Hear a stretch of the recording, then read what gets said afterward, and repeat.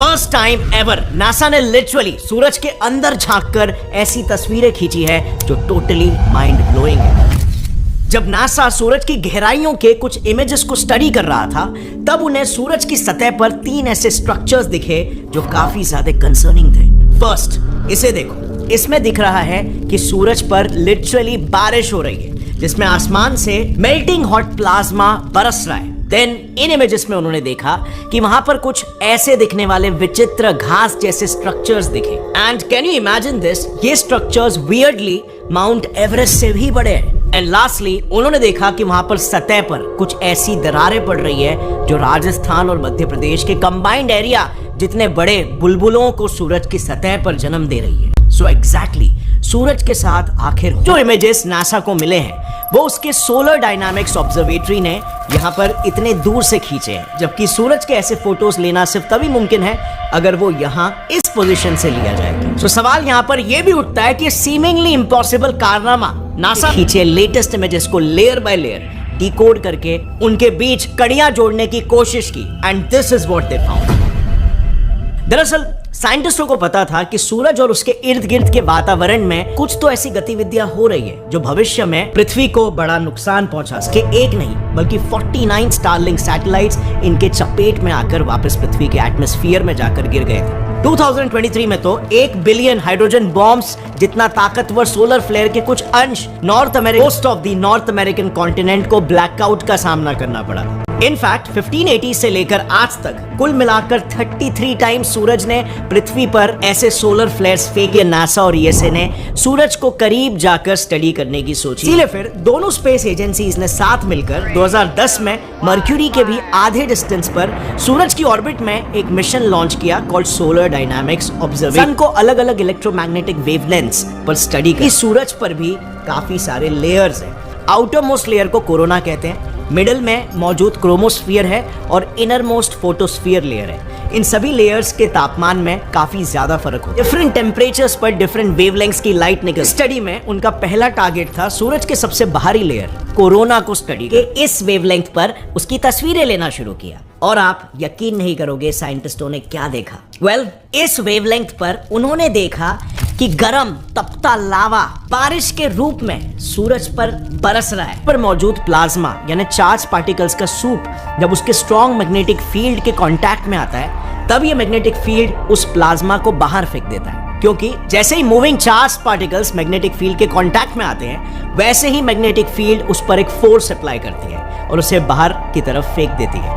और ऐसा ही कुछ सूरज पर मौजूद प्लाज्मा के साथ भी होता है, जो सोलर फ्लेयर्स के फॉर्म में बाहर आते हैं। ये फ्लेयर्स इतने एनर्जेटिक होते हैं कि वो महज कुछ ही घंटों में पृथ्वी से सूरज के लगभग 100 रिटर्न वापस सूरज की सतह पर लावा की बारिश के रूप में बरसते हैं।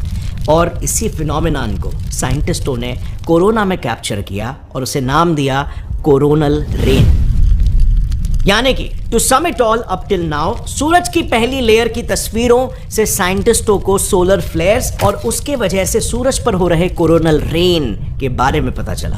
अब कोरोना का राज समझने के बाद वो सूरज के और करीब गए और उन्होंने उसके मिडिल लेयर क्रोमोस्फीयर को स्टडी करना शुरू किया। अब क्योंकि इस लेयर का तापमान कोरोना से कम होता है और इसीलिए क्रोमोस्फीयर को स्टडी करने के लिए इस वेवलेंथ की यूवी लाइट का इस्तेमाल किया गया और इसी वेवलेंथ में उसकी तस्वीरें खींची गई।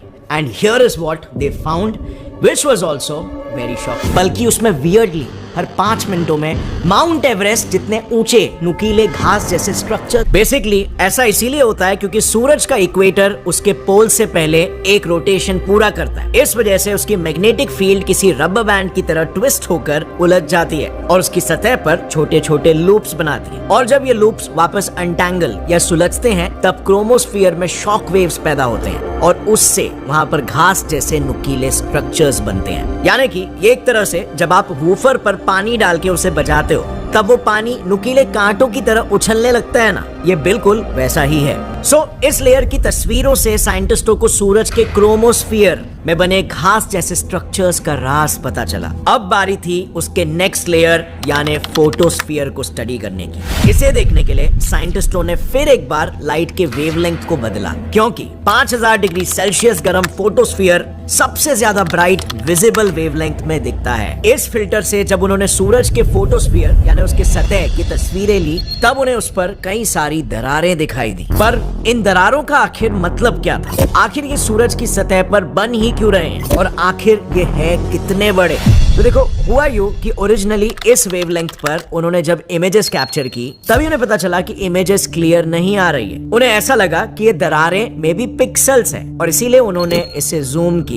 अब जूम करने पर उन्होंने ये नोटिस किया कि ये एक्चुअली में सूरज के कण हैं जो बनते बिगड़ते रहते हैं, और इन्हें उन्होंने नाम दिया सोलर ग्रैन्यूल्स। अब इन सोलर ग्रैन्यूल्स की सबसे विचित्र बात क्या है पता है? ये पिक्सेल्स इतने छोटे दिखाई देने वाले ग्रैन्यूल्स यूएस के सबसे बड़े स्टेट टेक्सास जितने बड़े हैं आकार में, और ये बिल्कुल सेम प्रक्रिया से बनते हैं जिससे हमारे पैंजिया जैसे सुपर कॉन्टिनेंट्स बने थे। दरअसल जिस तरह से हमारे पृथ्वी की सतह के नीचे टेम्परेचर डिफरेंस की वजह से कोर के पास मौजूद गर्म लावा ऊपर आता है और ऊपर ठंडा हुआ लावा नीचे जाता है, बिल्कुल उसी तरह से सूरज के कोर के पास मौजूद गर्म प्लाज्मा भी ऊपर आता है और ऊपर का ठंडा हो रहा प्लाज्मा नीचे बैठने लगता है। अब ये प्रोसेस जब हम ऊपर से देखते हैं, तब ये लावा जो ऊपर आया है वो हमें बबल्स की तरह नजर आता है, और दो नजदीकी बबल्स के बीच की लाइन एक क्रैक की तरह नजर आती है। अब ये तो हुई फोटोस्फीयर की जूम्ड इन इमेज की बात। आई डोंट नो आपने नोटिस किया कि नहीं, जब हमने ओरिजिनली जूम्ड आउट इमेज देखी थी तब उसमें क्लियरली कुछ डार्क स्पॉट्स दिखाई दे रहे थे। अब ऑब्वियसली ये तो सोलर ग्रैन्यूल्स जैसे नहीं दिख रहे, तो एग्जैक्टली ये है क्या? इस पर नासा का कहना है कि सूरज की मैग्नेटिक फील्ड जो क्रोमोस्फीयर में घास जैसे स्ट्रक्चर्स बनाती है, वही मैग्नेटिक फील्ड